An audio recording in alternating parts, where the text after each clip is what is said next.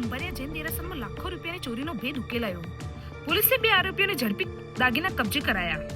ગત તારીખ 5 અને 6 નવેમ્બર મધ્યરાત્રે કેટલાક અજાણ્યા શખ્સોએ યાત્રાધામ અંબાજીના કુંભારિયા જૈન દેરાસરના પાર્કિંગમાં ઊભી કરેલી કાળા રંગની એક્સયુવી કારના પાછળની ભાગના કાર તોડી ચોરીને અંજામ આપ્યો હતો. તસ્કરોએ કારમાં પડેલી બેગ ઉઠાવી ગયા અને બેગમાંથી લાખો રૂપિયાના દાગીના અને રોકડ રકમની ચોરી કરી હતી.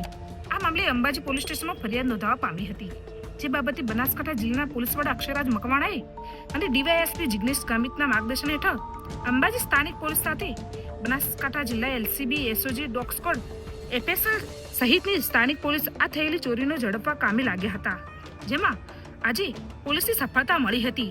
1 સપ્તાહમાં લાખો રૂપિયાની ચોરીનો ભેદ ઉકેલી દેવાયો હતો, જેમાં 2 આરોપીઓની અટકાયત કરવામાં આવી હતી.